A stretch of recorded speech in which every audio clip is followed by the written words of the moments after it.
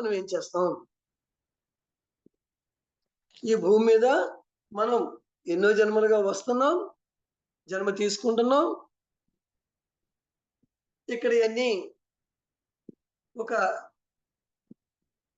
మన యొక్క కష్టాలు, సుఖాలు అని ఏవో పేర్లు చెప్పుకుని ఈ భూమి మీద నేను పెరిగి పెద్దవాడిని, సంపాదన చేసి ఒక ఇల్లు కట్టుకుని, ఒక పెళ్లి చేసుకుని సుఖశాంతులతో జీవించాలి, ఇలా ఉంటే చాలు అనేటువంటి ఒక భావంతో మనం ఉంటున్నాం. కానీ అసలు జన్మ ఎందుకు తీసుకున్నాం అనే దాన్ని మనం మర్చిపోతున్నాము. ఇవన్నీ ఎక్కడ జరుగుతుంది? అసలు జన్మకు మూలం ఏంటి? మన పత్రిసారి చెప్పారు. మనం అందరం కూడా మనం నిర్ణయించుకుని తల్లి గర్భంలో ప్రవేశించి మనం ఈ భూమి మీదకి వస్తున్నాం. తల్లిదండ్రులు మనమే ఎంచుకుంటాము. ఎస్ మేడం, వచ్చిందా మీ దగ్గర టాపిక్? ఎస్ సార్, చాలా సార్లు చెప్పుకున్నాం. Okay, okay. మరి దానికన్నా కొంచెం ముందుకెళ్దాం. అంతవరకు ఆగకుండా కొంచెం ముందుకెళ్తే మనకి ఇంకా సబ్జెక్ట్ బాగా అర్థం. దాని నెక్స్ట్ లెవెల్ అవుతుంది. సో దానికన్నా ముందుకు మనం వెళ్ళినట్లయితే మనం అందరం ఈ జన్మ తీసుకుంటానికి ముందు తల్లిదండ్రులను మనమే ఎంచుకుంటాం. ఎక్కడ ఎంచుకుంటాం? శరీరాన్ని వదిలిపెట్టేసిన తర్వాత. దాని పేరే ప్లేన్ ఆఫ్ బ్లిస్ అంటారు. ప్లేన్ ఆఫ్ బ్లిస్ అంటే లైఫ్ రివిజన్ జరిగే చోట. లైఫ్ రివిజన్ మనం అంతా శరీరాన్ని వదిలిపెట్టిన తర్వాత ఆ ప్లేన్ ఆఫ్ బ్లిస్ అనేటువంటి ఒక స్టేట్ లోకి మనం వెళ్ళి, ఆ ఒకటో తలంలో ఉంటే రెండో తలంలో ఉంటేనేమో నిద్రపోతుంటాము, అదే మత్తుగా ఉంటది, ఏమీ తెలియదు అనుకున్నాం కదా. అలా కొన్ని వేల సంవత్సరాలు, లక్షల సంవత్సరాలు అయిన తర్వాత అప్పుడు ఆలోచన వస్తుంది.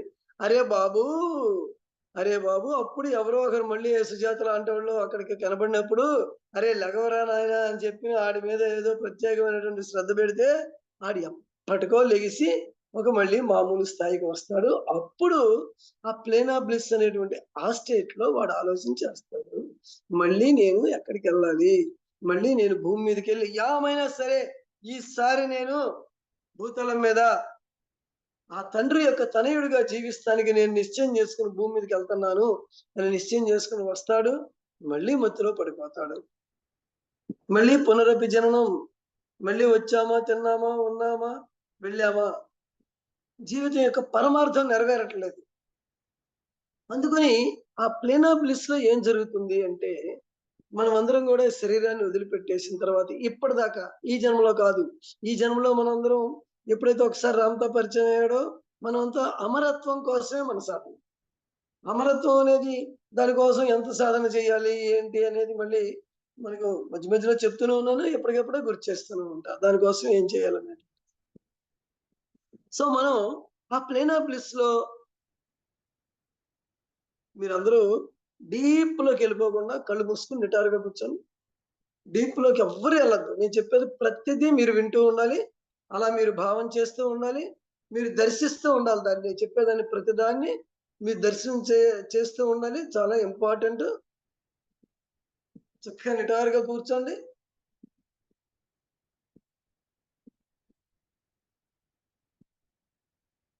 నేను ఆ భగవంతుడినైన నేను, ఆ దేవదేవుడినైనటువంటి నేను ఈ భూమి మీద జన్మ తీసుకున్నాను. జన్మ తీసుకునే ముందు నేను ఈ జన్మను తీసుకునే ముందు, ఈ మానవ శరీరాన్ని తీసుకునే ముందు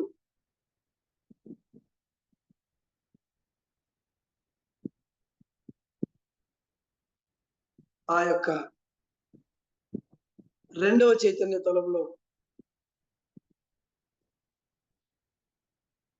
నేను భూమి మీద జన్మ తీసుకుని అప్పటిదాకా ఏ శరీర వ్యవస్థ లేదు.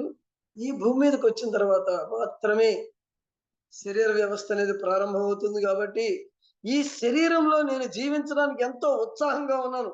నాకు ఒక శరీరం కావాలి అనేది ఎంతో ఉత్సాహంతో మనం ఉవ్విళ్ళూరుతుంటాం. శరీరం శరీరం శరీరం శరీరం నేను పొందాలి. ఎక్కడ? కానీ ఈ భూమి మీద శరీరం పొందాలంటే కేవలం ఒక తల్లి గర్భాన్ని ఆశ్రయించాల్సి వస్తుంది మాత్రమే ఉన్నది. ఒక తల్లి గర్భాన్ని ఆశ్రయిస్తే మాత్రమే శరీరం అనేది సిద్ధిస్తుంది. ఆ తల్లి గర్భంలోకి చేరాలంటే అక్కడ పోరాటం చేయాలి. కొన్ని కోట్ల అణువులతో పోరాటం చేయాలి. ఆ అండంలోని కొన్ని కోట్ల అణువులతో యుద్ధం చేయాలి. ఆ యుద్ధంలో ఎవరైతే విజయం సాధిస్తారో వాళ్ళు మాత్రమే ఫలదీకరణం చెంది ఒక పిండం లాగా తయారవుతుంది, అండం లాగా తయారవుతుంది. తర్వాత పిండం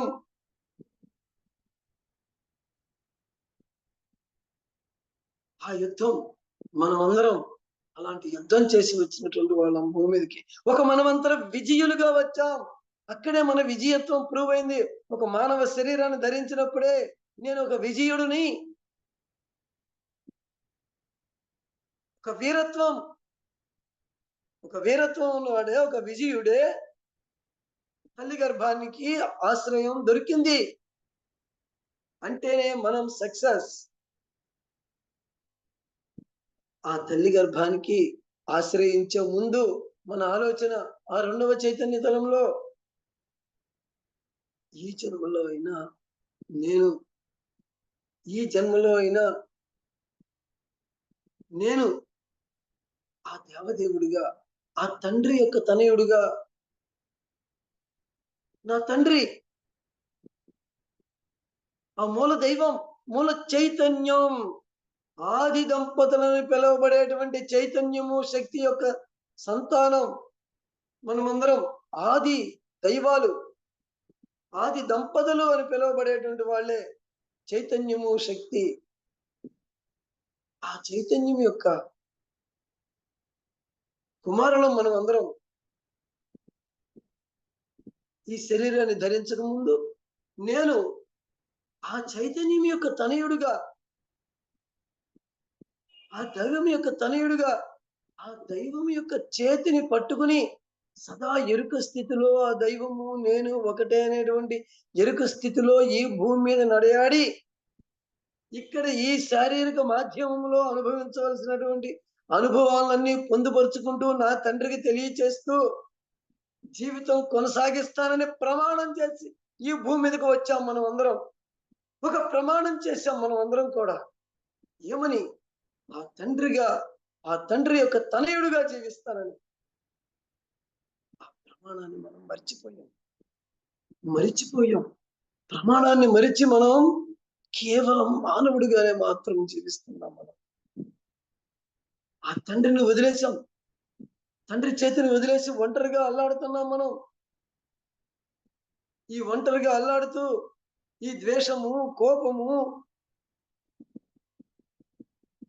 ఈ పరాజయము, ఈ ఓటమి, ఇలాంటి ఎన్నో పరిమితమైనటువంటి భావాలతో ఈ భూమి మీద నేను నడయాడుతూ ఉన్నాను. కానీ నేను చేసుకున్నటువంటి ప్రమాణం ఎన్నో జన్మలుగా ఆ ప్రమాణాన్ని మర్చిపోయాను నేను. ప్రమాణం చేసి వస్తున్నాను. ఈ జన్మలో అయినా సరే నేను ఆ తండ్రి యొక్క బిడ్డగా, ఆ తండ్రి యొక్క తనయుడుగా నేను నడుచుకుంటాను అని ప్రమాణం చేసుకొచ్చాం. ఆ ప్రమాణాన్ని మనం మరిచిపోయి కేవలం మానవుడిగా మాత్రమే జీవిస్తున్నటువంటి నేను ఈ క్షణం, ఒక క్షణం అక్కడ నా జీవితం ఎలా ఉండాలి అనేది నేనే అక్కడ నిర్ణయం చేసుకున్నాను. ఏ తల్లి గర్భాన్ని ఆశ్రయం చేసుకున్నాను, ఆ తల్లి గర్భంలోంచి వచ్చిన తర్వాత నేను ఏ ఏ అనుభవాలు పొందాలి, ప్రతి అనుభవం ద్వారా ఆ తండ్రితో మమేకమై పొందాలి ప్రతి అనుభవాన్ని నేను.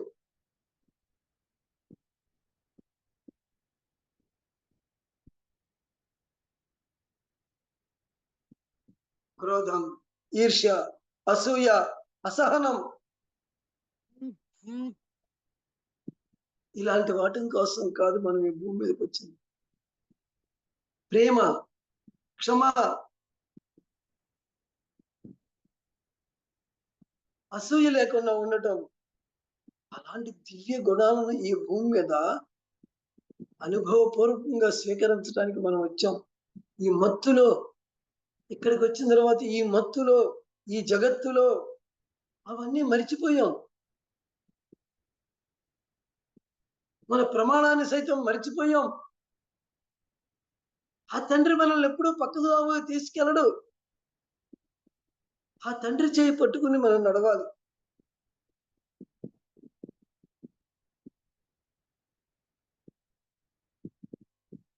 ఈ భూమి మీద ఏమేం పొందాలి నేను ఈ ఈ జన్మలో ఈ జన్మలో అంటే ఇప్పటిదాకా గడిచినటువంటి జన్మల్లో ఈ జన్మలో ఈ జన్మలో అయితే నేను అమరత్వాన్ని సాధించాలని చెప్పని నిర్ణయం తీసుకుని వచ్చి అది మరిచిపోయి దాన్ని అడుగు పెట్టేసేసి ప్రతి జన్మలోనూ అమరుడుగా జీవిస్తానని చెప్పి శపథం చేసి ఇక్కడికి వచ్చి పరిమితాల్లో కూరుకుని పోయి మృత్యువుకు బానిసనై మృత్యుంజయుడిగా జీవించవలసినటువంటి నేను మృత్యువుతో పోరాడుతూ మృత్యువుకే చిరునామాగా మారిపోయినటువంటి నేను ఈ జన్మలో నేను చేసిన ప్రమాణాన్ని గుర్తు తెచ్చుకుని తిరిగి నేను అమరుడుగా జీవించటానికి ఆ తండ్రి యొక్క పుత్రుడుగా జీవించడానికి నేను నిశ్చయం చేసుకున్నాను.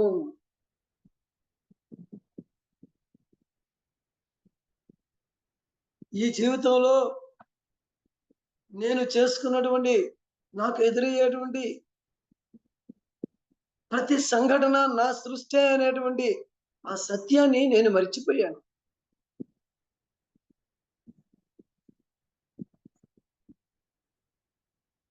ప్రతి సంఘటన నా సృష్టి. ఆ సృష్టిని నేను అక్కడే చేసుకున్నాను. ఒక అనంతుడుగా జీవిస్తానికి సృష్టించుకున్నాను. ఇక్కడికి వచ్చి నేను మర్చిపోయాను. నా అనంతత్వాన్ని మర్చిపోయాను.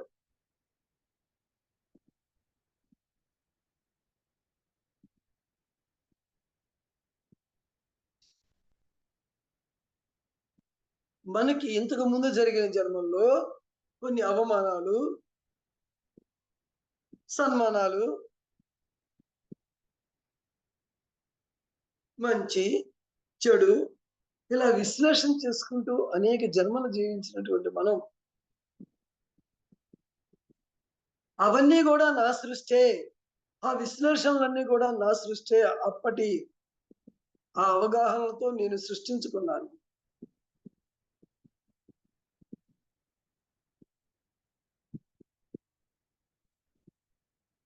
ఈ జన్మలో నేను ఎలా జీవించాలనేది కూడా నేనే నిర్ణయం చేసుకుని వచ్చాను.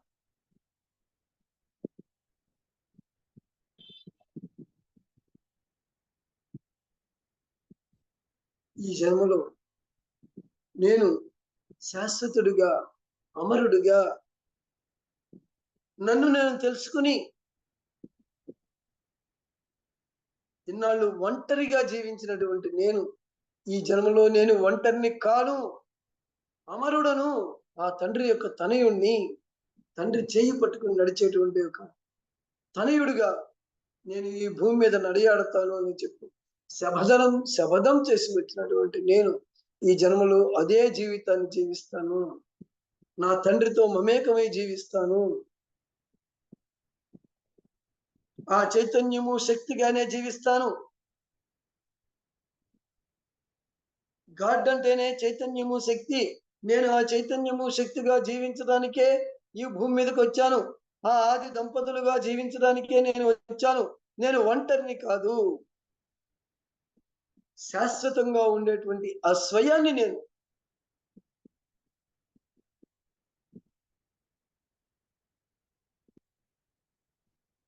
నేను ఆ విధంగా జీవిస్తానని ఈ రోజు తిరిగి నన్ను నేను సంకల్పం చేసుకుంటున్నాను. నన్ను నేను ఆ రీతిగా ఆశీర్వదించుకుంటున్నాను.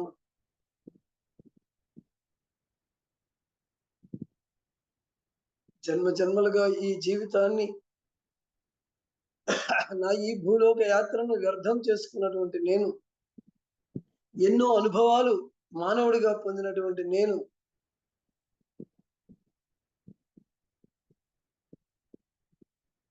ఈ జన్మలో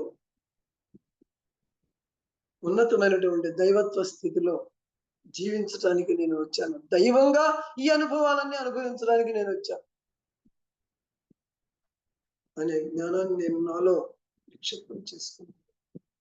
తథాస్తు తథాస్తు తథాస్తు.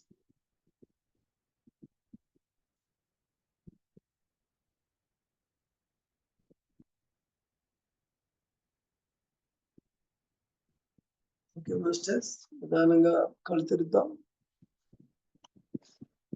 మరి ఓకే మాస్టర్స్, నిదానంగా అందరూ కళ్ళు తెరవండి. దగ్గర మంచినీళ్ళు ఉంటే ఒకసారి మంచినీళ్ళు తాగండి. మాస్టర్స్ అందరూ ఒకసారి ఓకే చెప్పండి. ఎస్ చెప్పండి. Yes sir. ఎస్ చెప్పండి. మిగిలిన వాళ్ళు కూడా ఎస్ చెప్పండి మాస్టర్స్. ఫ్రెండ్స్ అందరూ అన్మ్యూట్ చేసుకోండి, యాక్సెస్ ఉంది. Yes sir. Yes sir.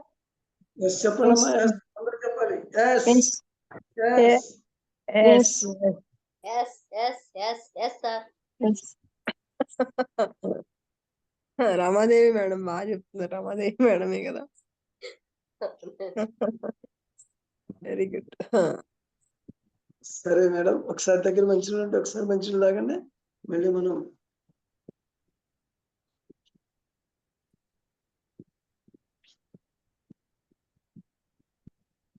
మరి ఆ తండ్రి యొక్క తనయుడుగా ఉన్నటువంటి ఏంటో ఒక చిన్న స్టోరీ ద్వారా మళ్ళీ మనం అర్థం చేసుకుందాం. మరింత లోతుగా అర్థం చేసుకోవాలి మనకి ఉదాహరణ ద్వారా. ఒక వ్యక్తి ఉన్నాడు, ఒక మాస్టర్ అనుకుందాం ఉన్నాడు. అతను ప్రతిరోజు ఉదయాన్నే 5 గంటలకు లేచి తన కాలకృత్యాలు తీర్చుకుని ప్రతిరోజు కూడా వాకింగ్, మార్నింగ్ వాకింగ్ ఉంటుంది కదా, అలా చక్కగా ప్రతిరోజు వాకింగ్ వెళ్ళి వస్తూ ఉండేవాడు. అతని దగ్గర ఒక కుక్క కూడా ఉండేది. తెలిసిందేగా, ఉదయాన్నే ఎప్పుడైతే యజమాని బయలుదేరాడో వెంటనే కుక్క కూడా లేచి తను కూడా బయలుదేరి యజమాని యొక్క వెనకాలే వెళుతూ ఉండేది. అలా ప్రతిరోజు జరుగుతూనే ఉంటా ఉంది. ముందేమో యజమాని నడుస్తుండేవాడు, వెనకాలేమో కుక్క తోక ఊపుకుంటా నడుస్తూ వెళ్ళేది. చక్కగా 1 కిలోమీటర్లో 2 కిలోమీటర్ల వాకింగ్ అయిన తర్వాత తిరిగి వస్తూ ఉండేవాడు. ఇలా జరుగుతున్నప్పుడు ఒక రోజున యజమానికి, ఎవరైతే ఆ మాస్టర్ ఉన్నాడో అతనికి కొంచెం అనీజీగా ఉంది. కొంచెం అనీజీ మనకు కూడా ఉంటది కదా అప్పుడప్పుడు. ఆ అనీజీగా ఉన్నటువంటి సమయంలో మత్తుగా లేచాడు. 5 గంటలకి మత్తుగా లేచాడు. ఉదయం ఓంకారం చేసేప్పుడు మత్తుగా లేచి లేవకుండా అందరూ వచ్చి రాకుండా, మేడం మరి ఎన్నోసార్లు చెప్తా ఉంది, ఉదయం 4:30కి వచ్చి స్టార్ట్ చేసుకుందాం, ఓం గ్రామ్ చేసుకుందాం అని చెప్పి అంటా ఉంది. ప్రతిరోజు చెప్తానే ఉంది, ఎంతమంది వస్తున్నారో కానీ. అలాగే ఒకరోజు మత్తుగా ఉన్నప్పుడు ఏం చేసింది, కుక్క తన టయానికి అది లేచింది. ఇతను దగ్గరికి వెళ్ళి కాలుతో అటు నాకి మొత్తం మీద అతన్ని లేపింది మాస్టర్. లేపిన తర్వాత లెగిశాడు, షూస్ వేసుకున్నాడు, అట్లాగే బద్ధకంగా నిదానంగా నడుచుకుంటా వెళ్తున్నాడు. మత్తుగా నడుచుకుంటా వెళ్తున్నాడు. ముందు కుక్క వెళ్తా ఉంది, వెనకాల ఈ అబ్బాయి వెళ్తున్నాడు. ఆ రోజు కుక్క ముందు వెళ్తా ఉంది. కుక్క ముందు వెళ్తా ఉండి ఇతనేమో వెనకాల బద్ధకంగా ఏదో ఇష్టం ఉండి లేనట్టుగా నడిచినట్టుగా అలా నడుచుకుంటూ వెళ్తున్నాడు మత్తులో. కాస్త దూరం అయిన తర్వాత ఒక చెడు వాసన, ఒక చెడు స్మెల్ వచ్చేస్తా ఉంది. అది ఒక్కసారిగా ఒళ్ళు తెరుచుకున్నాడు. ఒళ్ళు తెరుచుకుని ఒకసారి చూశాడు. చూస్తే చుట్టుపక్కలంతా కూడా ఆ కంపు, ఆ షిట్, ఒక్కొక్క రోజు వెళ్ళేటువంటి షిట్ ప్లేస్ ఉంటుంది, ఆ ప్లేస్ దగ్గరికి అది తీసుకెళ్ళి ఒకసారిగా ఒళ్ళు తెరుచుకున్నాడు. ఒళ్ళు తెరుచుకుని ఇదేంటి నన్ను ఇక్కడ తీసుకొచ్చిందని చెప్పనని ఆ కుక్కను చూస్తే తను సహజంగా రోజు తీసుకొచ్చే చోటుగా అది తీసుకొచ్చింది.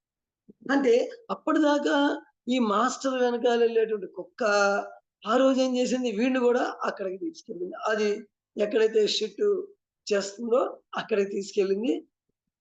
అంటే ఒక్కసారిగా జూలు దిలిపినప్పుడు ఆ తండ్రితో నడవవలసినటువంటి మనం, ఆ తండ్రి యొక్క తనయుడిగా జీవించవలసినటువంటి మనం ఒక్కసారిగా ఒక క్షణమాత్రంలో జూలు విదిల్చుకొని ఎస్ ఐఎమ్ గాడ్ అని చెప్పి ఎప్పుడైతే అనుకుంటామో మనం కూడా ఆ క్షణం నుంచి ఈ మత్తు, ఈ శరీరం అనే మత్తు, ఈ భౌతికం అనే మత్తు, నేను మానవుడనే మత్తు ఒక్కసారిగా వదిలిపోయి ఆ దైవం నేను, ఆ దివ్యుడు నేను అని చెప్పని ఆ దివ్య స్థితిలోకి మనం క్షణమాత్రంలోనే ఆ తండ్రి యొక్క తనయుడిగా జీవించడానికి మళ్ళీ మనం సమయత్వంతో అప్పుడు ఆ కుక్కని అని చెప్పి ఆకలేసి దాన్ని కొట్టి లేదా దాన్ని గదిమి మళ్ళీ వీడు ఏ రన్నింగ్ ట్రాక్ లో అయితే వెళ్ళాలో ఆ రన్నింగ్ ట్రాక్ లోకి వెళ్ళిపోయి అంటే తన అధీనంలోకి వచ్చేసింది ఆ కుక్క.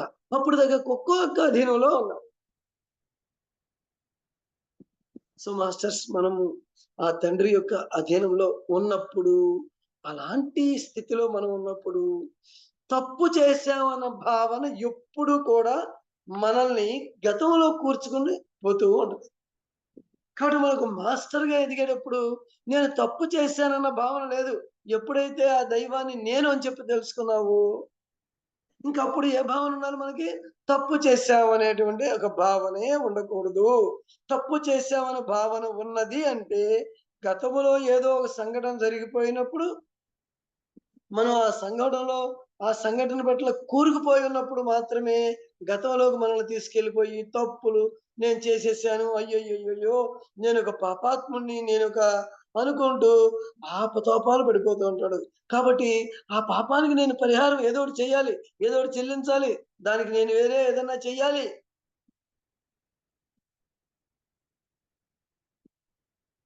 ఈ జీవితం అంతా కూడా ఆ పాపాన్ని వదిలించుకోవడం కోసం సతమతం అయిపోతూ మనం అందరం కూడా ఇంకా సమాప్తం కూడా జీవితాన్ని కూడా సమాప్తం చేసేసుకుంటూ ఉంటాం. కాబట్టి మనము పాపాత్ముడు అనేటువంటి దాన్ని తీసేయాలి. ఇందాక పరమాత్ముడి యొక్క దివ్య స్పృహతో మనం ఉన్నప్పుడు పాపాత్ముడు అనే దానికి స్థానం లేదు. మనకేం చెప్తారు? కొన్ని మనకి చెప్పేటువంటి వాటిల్లో మన పేర్లు ఉదహరించకపోయినా మనందరికీ తెలుసు. నువ్వు పాపాన్ని నా ముందు చెప్పినట్లయితే నేను నిన్ను క్షమించేస్తాను అనే ఆచారాలు ఉన్నాయి కదా. రోజు సాయంత్రం పూట వారానికి ఒకసారి 2 గంటలు 3 గంటలు పాపాన్ని క్షమించడం కోసం మరి కళ్ళ నీళ్ళ పర్యంతం అయిపోయి ఏడుపులు పెడబొబ్బులు పెట్టుకుంటూ నా పాపాన్ని క్షమించమని చెప్పని ఆ దేవదేవుడి ముందు, ఆ దేవుడి ముందు మరి వేడుకుంటాం, క్షమించమని చెప్పని వేడుకుంటాం. మనందరికీ తెలుసు. కాలువలే కడతాయి అంటే నీళ్లు కొంతమందికి అలా ఉపశమనం పొందుతూ ఉంటారు కొంతమంది. అలాగే మనకి కూడా మరి కొన్ని కల్ట్స్ లో కొంతమందిలో ఆ సరే మనం ఏది చెప్పుకోకూడదు. మన హిందువుల్లో కూడా కొంతమంది ఏం చెప్తారు? జీవిత చివరి దశలో ఉన్నప్పుడు వాడు ఇంకా లెగవలేని స్థితిలో ఉన్నప్పుడు, మంచం మీద ఉన్నప్పుడు, ఆ చివరి రోజుల్లో అయినా సరే భగవద్గీత పెట్టుకుని వింటే మళ్ళీ ముక్తి, మోక్షం, మరు జన్మలో ఉత్తమమైన జన్మ, లేకపోతే జన్మరాహిత్యం, ఇలా ఎన్నో చెప్తూ ఆ చివరి రోజుల్లో భగవద్గీతను వింటా కూర్చొని దాని నుంచి అయినా ఉపశమనం పొందుదాము, నా పాపం చేశానన్నటువంటి ఆ బాధ ఉన్న వాళ్ళు చేసేదాని నుంచి నేను రక్షించబడతాను అని చెప్పి ఈ విధంగా బయటపడదామని చూసేవాళ్ళు కూడా ఉంటారు. కాబట్టి ఒక మాస్టర్గా మనం ఎదిగినప్పుడు ఇలాంటి ఆలోచన విధానం నుంచి నేను తప్పు చెయ్యలేదన్న భావన, తప్పు చేయలేదు. ఒకవేళ తప్పు చేసి ఒకవేళ జరిగి ఉంటే కూడా ఆ తప్పు చేసింది ఎవరు? నా చేత ఆ తప్పు చేయించింది ఎవరు? నాలో ఉన్నటువంటి నా తండ్రి. నేను తండ్రి సమక్షంలో ఉన్నప్పుడు నా తండ్రి సమక్షంలో ఉన్నప్పుడు నా తండ్రి యొక్క ఆజ్ఞ లేకుండా నేనేది చేయలేను. నా తండ్రి ఆ తప్పు జరిపించినప్పుడు ఆ బాధ్యత నాది ఎలా అవుతుంది? నా తండ్రిదే అవుతుంది. కాబట్టి నేను నిమిత్త మాత్రాన్ని, నాదేం లేదు. ఏదైనా అంటితే ఇలాంటి విషయాల్లో ఏదైనా అంటుకుంటే ఆయనకి అంటుకోవాలి, నాకు లేదు. ఆయనకేమో ఏది అంటబడదు. కాబట్టి ఆ పాపము అనేటువంటి చింతన, నేనేదో చేసేసాను, తప్పు చేశాను అనే చింతన. నిజానికి ఏ తప్పు చేయలేదు బాబు నువ్వు.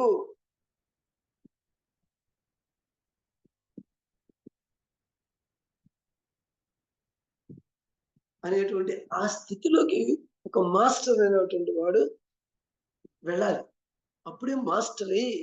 తన మనస్సు మీద తన మాస్టరీ, తన బుద్ధి తత్వం మీద తన మాస్టరీ సాధిస్తాడు. నిజానికి అప్పుడు తప్పులే జరగవు ఆ క్షణం నుంచి. ఎందుకంటే తను మాస్టర్ అయ్యాడు, తన అధీనంలో ఉంటాయి. మనం ఆ స్థితిలో ఆలోచించాలి. అప్పుడు కూడా తప్పులు చేస్తే అని మళ్ళీ మనం క్వశ్చన్ వేసుకుంటాం ఈ లాజిక్ తో. ఆ స్థితిలోకి వెళితే అక్కడ నీలో ఉద్భవించేది క్షమాగుణం, ప్రేమ. ఈ రెండు ఆ స్థితిలో నీలో ఉద్భవించేటువంటివి. అప్పుడు దాకా నీ పిట్యూటరీ గ్రంథి, నీ మాస్టర్ గ్లాండ్, అప్పుడు దాకా నీ మాస్టర్ గ్లాండ్ రసాయనాలనే స్రవిస్తూ ఉంటది. ఈ ఉద్వేగాలు, ఈ ఒంటరితనాలు, తప్పు చేసామన్న భావన, దీంట్లోంచి కూడా ఇవన్నీ కూడా ఒక రసాయనాలు, కెమికల్స్. ఎప్పుడైతే ఈ తప్పు నేను చేయలేదన్న భావన, ఏ తప్పు లేదనేటువంటి భావన మనలో కలిగిందో, అప్పుడు ఒక మాస్టర్ గ్లాండ్ తనలోంచి ఒక దివ్యత్వం, ఒక ప్రేమ పుష్పం వికసిస్తుంది.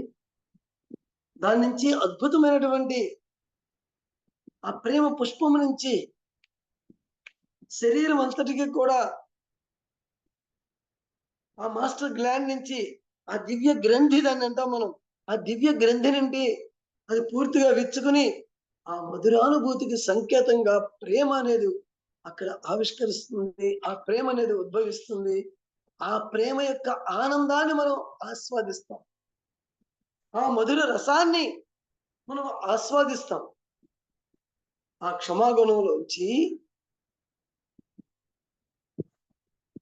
నేనే తప్పు చేయలేదన్న భావన నుంచి, అజ్ఞానంలో నేను ఎప్పుడు ఇంకా కూలికుపోను, ఇవన్నీ నాలోంచి తొలగించుకున్నాను అంటే పూర్తిగా ఈ స్థితిలో ఉన్న వాళ్ళు ఆధ్యాత్మిక పరిపక్వత పొందిన వాళ్ళు. ఆ స్థితిని మనం ఆస్వాదిస్తుంటాం. ఆ స్థితిలో ఇప్పుడు మనం సహస్రారం అని ఏదైతే పిలుస్తూ ఉన్నామో, అక్కడే ఉంటుంది మన మాస్టర్ గ్లాండ్, పిట్యూటరీ గ్లాండ్. ఈ శరీరానికి కావాల్సినటువంటి అన్ని రసాయనాల్ని స్రవింప చేసేటువంటి మాస్టర్ గ్లాండ్. అప్పుడు ఆ గ్రంథి, ఆ మాస్టర్ గ్లాండ్ అనేటువంటిది పూర్తిగా విప్పారుకుని దాంట్లోంచి ఒక అద్భుతమైనటువంటి మధురానుభూతి, ప్రేమ అనేటువంటి మధురానుభూతి ఉద్భవిస్తుంది. దాంట్లోంచి ఆనంద పారవస్యం, ఆనంద పారవస్యం ఇప్పుడే మనలో కలగాలి, విచ్చుకోవాలి ఆ పుష్పం. కాబట్టి ఈ సందర్భంలో రామ్తో మనకు ఒక చిన్న హెచ్చరిక చేస్తున్నా. ఆ హెచ్చరిక ఏంటంటే, మీరు మళ్ళీ జై రామ్త, జై జై రామ్త, జై రామ్త, జై జై రామ్త అని చెప్పి నాకు భజనలు చేయాలి. భజనలు చేసినప్పుడు కూడా మీకు ఒక ఆనంద రసానుభూతి కలుగుతుంది. కానీ ఆ ఆనంద రసానుభూతి గురించి నేను చెప్పట్లేదు మీకు. మళ్ళీ భజనలు చేయమని చెప్పట్లేదు. ఆ రసానుభూతి కాదు. ఆ భజనలు చేస్తూ ఉన్నప్పుడు మీలో కలిగేటువంటి ఆ పారవస్యం, దాన్ని మీరు బ్రహ్మానందం అని పొరపాటు పడుతున్నారు. కానీ నేను మాత్రం దాన్ని బ్రహ్మానందం అని గుర్తించను. నేను గతం నుంచి నేను ఎప్పుడైతే కూరుకుపోవడంలోంచి బయటపడి ఒక క్షమాగుణాన్ని నాలో నిక్షిప్తం చేసుకుని ఆ పారవస్యంలో నేను ఉన్నాను. దీంట్లోంచి వచ్చే ఆ భక్తి, ఆ పారవస్యాన్ని నేను అనుభవిస్తూ ఉన్నప్పుడు, ఆ బ్రహ్మానందంలో నేను ఉన్నప్పుడు, ఇంతకు ముందు నేను చెప్పిన విధంగా భజనలు చేసిన వచ్చేటువంటి ఆ స్థితిని నేను బ్రహ్మానందం అని విశ్వసించను. దీన్నే నేను బ్రహ్మానందం అని చెప్పని అంటారు. అందుకనే మనం భజనలు చేసేవాళ్ళు కూడా మనతో ఒక రసానుభూతి, ఒక ఆస్వాదం, ఒక అలౌకిక ఆనందం వాళ్ళు కూడా పొందుతారు. కాబట్టి నేను అది గుర్తించను, దాన్ని బ్రహ్మానందంగా నేను గుర్తించను.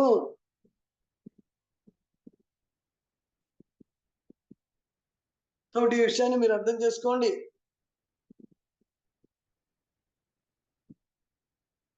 నేను మిమ్మల్ని మాస్టర్ గానే తీర్చిదిద్దాలనుకుంటున్నాను. మనమంతా మాస్టర్స్.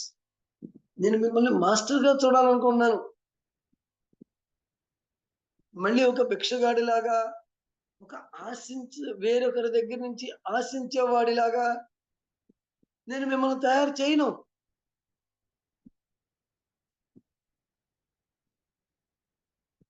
మీరు ఒక విషయం గుర్తుపెట్టుకోండి. ఒక మాస్టర్గా ఎదగాలంటే, ఒక ఆధ్యాత్మిక పరిపూర్ణ వ్యక్తిగా మీరు ఎదగటానికి ఏ అయితే అర్హతలు కావాలో, ఏవైతే కావాల్సి ఉన్నాయో అవన్నీ ఇప్పటికే మీలో ఉన్నాయి. స్వతసిద్ధంగానే ఆ భగవంతుడు ఆ సృష్టి ప్రారంభంలోనే మనలో అవి కూడా నిక్షిప్తం చేసేసాడు. మీరు ఏదైతే సాధించాలనుకుంటున్నారో, ఏ ఆధ్యాత్మిక పరిపూర్ణ జ్ఞానాన్ని మీరు పొందాలనుకుంటున్నారో అవన్నీ మీలో ఉన్నాయి. దాన్ని మీరు యాక్టివేట్ చేసుకుంటాం, మీ వినిమయంలోకి తెచ్చుకుంటాం. వినిమయంలోకి ఎప్పుడు వస్తుంది? ఆ తండ్రి చేత్తో పట్టుకుని నడుస్తూ ఈ భూమి మీద నడిచినప్పుడు అప్పుడు నీ వినిమయంలోకి వస్తుంది.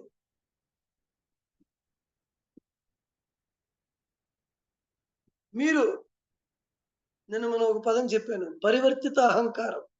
అహంకారం అంటే మనం ఏమనుకుంటాం? అది మనలో ఉండకూడనిది అనుకుంటాం. అవునా మాస్టర్?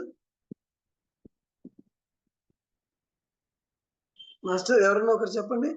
అహంకారం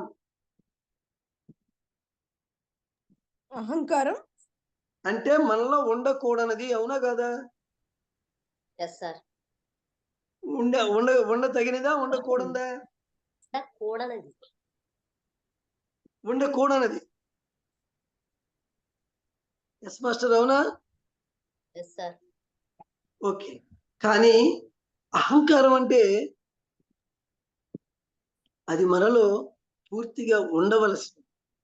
ఎలా అయితే అహంకారం అంటే ఆ స్వయాన్ని నేను అనేటువంటి దాన్ని, ఆ సృష్టికర్తను నేను, ఆ మూలంలో ఉన్నటువంటి ఏ సృష్టి ఆవిర్భావం అయితే ఉన్నదో ఆ ఆవిర్భావంలో ఉన్నవాడిని నేను అనేటువంటి ఆత్మవిశ్వాసంలోంచి వచ్చినటువంటిది అహంకారం. పరివర్తిత అహంకారం అంటారు. ఇది ఉండకూడనటువంటిది. మన అహంకారం పరివర్తితం అవ్వకూడదు, అంటే పరిమితం అవ్వకూడదు. అహంకారం అనేటువంటిది ఒక దివ్య సుగుణం. కాబట్టి స్వతసిద్ధంగానే మనలో అహంకారం అంటే ఆ ఆత్మను నేను, ఆ దైవాన్ని నేను అనేటువంటిది ప్రతిష్ఠించినటువంటి మీలో స్వతసిద్ధంగానే ఉంది కదా.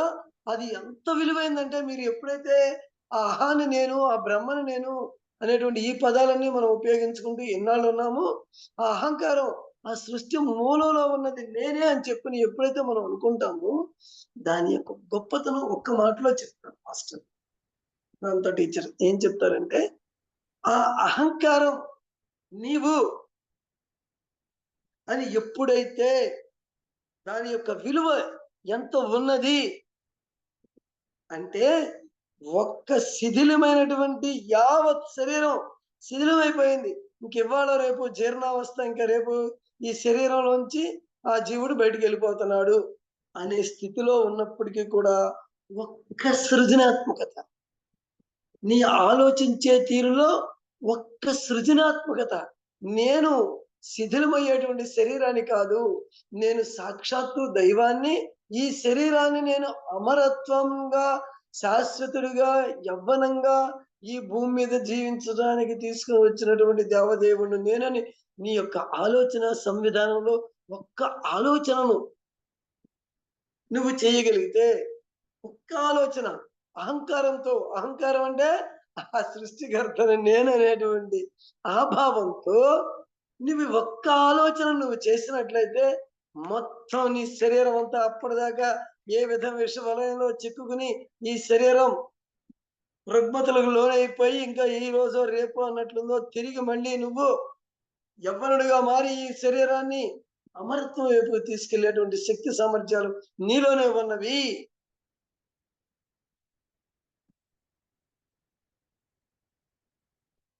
కాబట్టి స్వతసిద్ధంగానే మనలో ఆ శాశ్వతత్వం, అమరత్వం మనలో ఇన్బిల్ట్ అయ్యే ఉన్నాయి. మనలో మా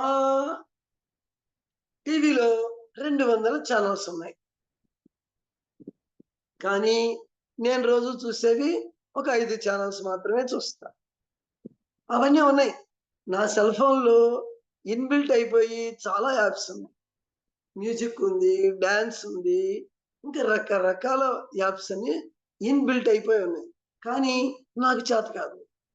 నేను కేవలం ఆఫ్ ఆన్ మాట్లాడటం, మళ్ళీ కట్టేయటం, వాట్సాప్ ఓపెన్ చేయటం, క్లోజ్ చేయటం, యూట్యూబ్లో వీడియోస్ వస్తే వీడియో చూడటం, ఫేస్బుక్లో వస్తే చదవటం. ఇంతవరకునే తెలుస్తాను. ఫేస్బుక్లో ఎలా పోస్ట్ చేయాలో తెలియదు, యూట్యూబ్లో ఎలా పోస్ట్ చేయాలో తెలియదు, వాట్సాప్లో ఎలా రికార్డింగ్స్ పెట్టాలో తెలియదు. ఇవన్నీ నాకు తెలియని, అవన్నీ ఉన్నాయి దాంట్లో. ఇంకా కొన్ని వందల వేలు ఉన్నాయి దాంట్లో సెట్టింగ్స్ ఫోన్లో మనకు తెలియనటువంటివి అన్ని దాంట్లో ఉన్నాయా లేవా? అట్లాగే మనలో కూడా ఇప్పటికీ కూడా సైంటిస్టులు కనుక్కోలేనటువంటి న్యూరాన్స్ కొన్ని కోట్ల న్యూరాన్స్ ఉన్నాయి. ప్రతి న్యూరాను ఆ సంఘటన, ఆ విషయం ఏదైనా జరిగినప్పుడు ఆ న్యూరాన్ అనేది బయటపడుతూ ఉంటుంది. సైంటిస్టులు దాని మీద రీసెర్చ్ చేస్తూ అలా కూర్చుంటారు. ఏదైనా సంఘటన జరిగినప్పుడు ఆ మెదడులో జరిగేటువంటి మార్పుల్లో ఏ న్యూరాన్ బయటకు వస్తుంది చూసి దానికి ఒక పేరు పెట్టి, ఇదిగో ఈ న్యూరాన్ ఎప్పటి నుంచినో ఉంది. అలాగే మనలో అమరత్వం గురించి ఎప్పుడైతే తెలుసుకుంటామో ఆ అమరత్వం అనేటువంటి న్యూరాన్ బయటకు వస్తుంది, అది ఫైర్ అవుతుంది. అలాంటి న్యూరాన్స్కే మళ్ళీ జన్మనిస్తుంది. అప్పటిదాకా ఆ న్యూరాన్ లోపల ఉంది, నిక్షిప్తమైపోయి ఉంది, దాన్ని మనం వినియోగించుకోవాలా.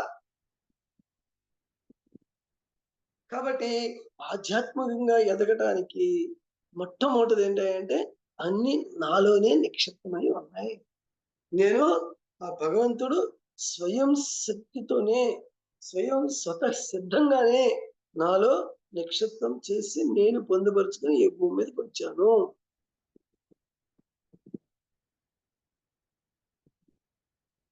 కాబట్టి ఈ అహంకారం అనేటువంటి ఒక దివ్య పుష్పాన్ని మనం ఎప్పుడైతే ధరించామో నీ శల్యమైనటువంటి నీ శరీరాన్ని తిరిగి క్షణమాత్రంలోనే తిరిగి శక్తివంతుడిగా మార్చగలిగేటువంటి ఆ శక్తి కూడా స్వతసిద్ధంగానే నీలో ఉంది. కాబట్టి ఒక మాస్టర్గా మీరు ఎదగాలంటే ఏ త్యాగాలు చేయాల్సినటువంటి అవసరం లేదు, ఏ కష్టాలు పడాల్సినటువంటి అవసరం లేదు. ఒక్క సృజనాత్మకతతో మీరు దేన్నైనా సృష్టించుకోగలరు. ఇంకెవరి మీద మీరు ఆధారపడవలసినటువంటి అవసరం లేదు. We are all masters. ఆ మాస్టర్స్ గా తీర్చిదిద్దే జ్ఞానాన్ని నేను చెప్తాను, అదే నేను మీకు నేర్పుతాను. కాబట్టి ఈ నేర్పింది ఏదైతే ఉందో దీన్ని ఆచరించడానికి నిజాయితీగా మనం ఒప్పుకుని నిజాయితీగా జీవించడమే. అంటే ఆ దైవం నేను అని నిజాయితీగా జీవించడం, అది కోరుకునేది. ప్రతి నిత్యము కూడా ఆ సత్యంతో జీవించటం. నేను మాస్టర్ని, నేను దైవాన్ని అనేటువంటి ఆ సత్యంతో సత్యంగా వ్యవహరించాలి.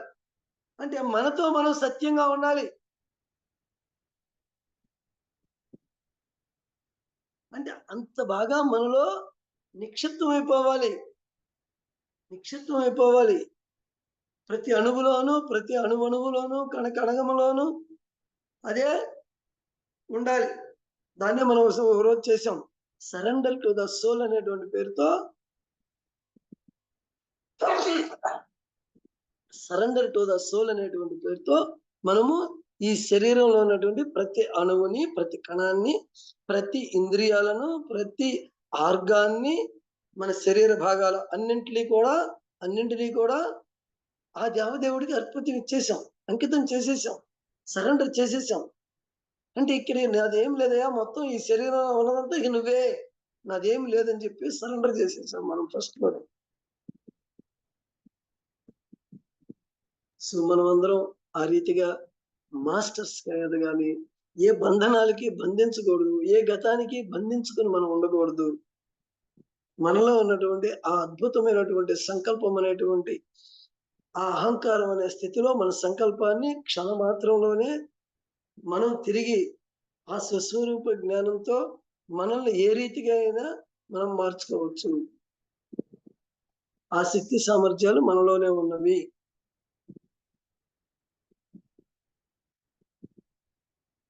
అర్థం చేసుకుంటూ మరింత ముందుకు వెళ్దాము. ఓకే అమ్మా, ఈరోజు కంప్లీట్ చేసుకుందాం.